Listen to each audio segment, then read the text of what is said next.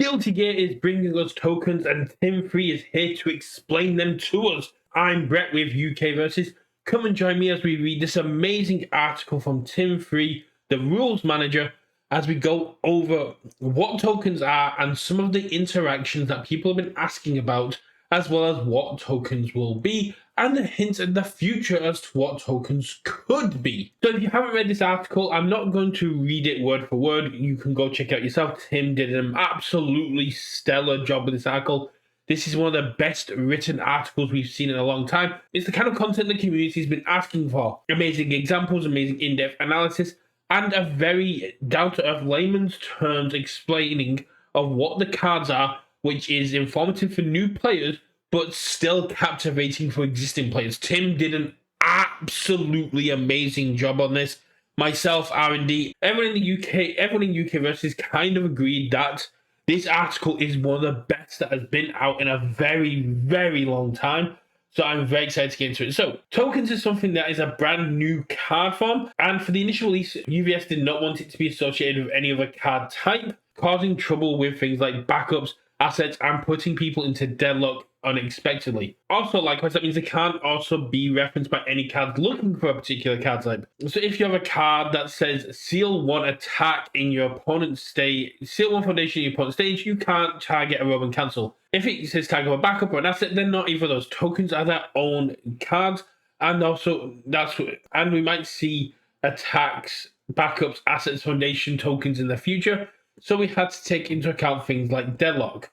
The proposal of token attacks to me says we may have another multiple clone in the work, but being able to have token foundations might be a way that we move away from building face downs and create a more temporary situation similar to loot box, where loot box would build in a face down and bump it to your hand. Instead, you can just build in a token foundation that will then disappear at the start of your next turn. Tokens can only exist in the game zone that they are created.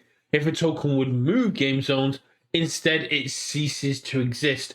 So for example, roam and cancel is a momentum. If it tries to leave the momentum, it turns to dust. If we saw a token foundation, it was either picked up, added to hand, put into the card pool. Instead, it just disintegrates. So we have an example, which is a great addition to this article. Sickle Flash, 3 difficulty, 3 mid for 3.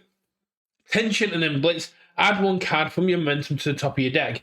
So if you play this as your first attack and you use the Blitz to get a roam and cancel, and then for some reason you use the Blitz to add 1 card from your momentum to the top of your deck, you will take the roam and cancel and it will disintegrate. Of course, Blitzes are not mandatory, so you can choose not to use it. If you have mandatory effects, then they will just get disintegrated. Roam and cancel themselves have costs that force you to remove them. By the rule book, remove means to put a card into the remove from game zone, so it travels from momentum to the remove from game zone, as of which it will then cease to exist. If you spend the momentum for something else, then it will also disintegrate, but when it hits the discard. And it looks like Tim's getting to now. Since the reveal of tension and roam and cancels, there's been speculation whether or not tokens can be spent by regular momentums.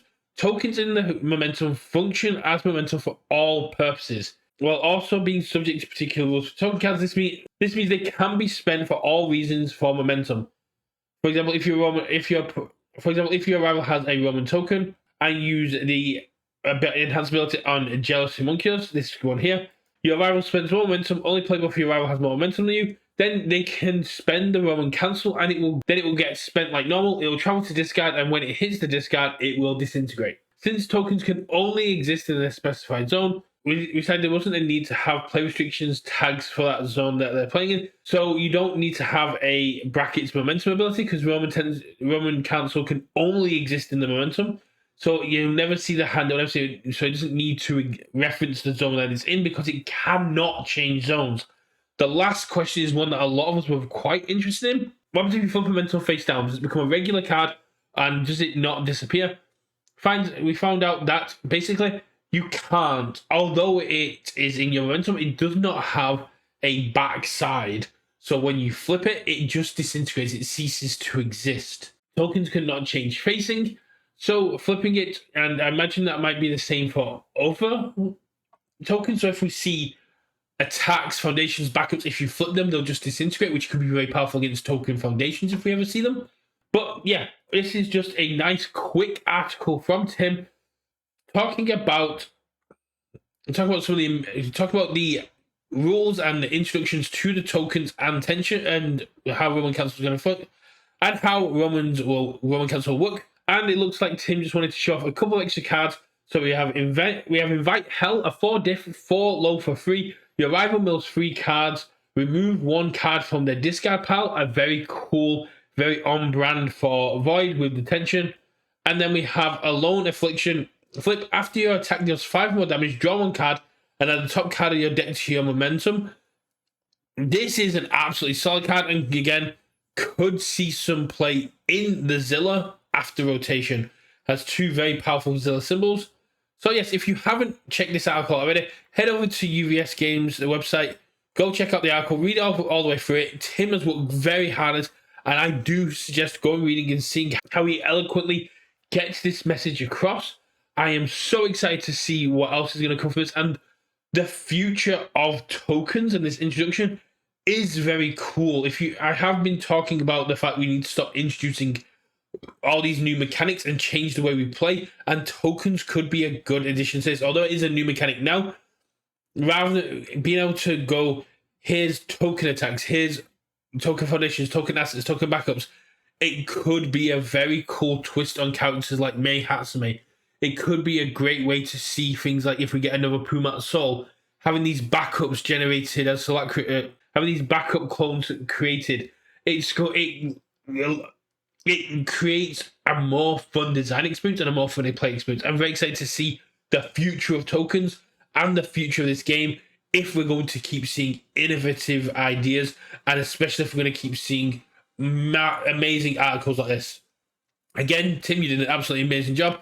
I will catch you all at game night, where hopefully you'll get a token of my appreciation. I'll see you there. Bye.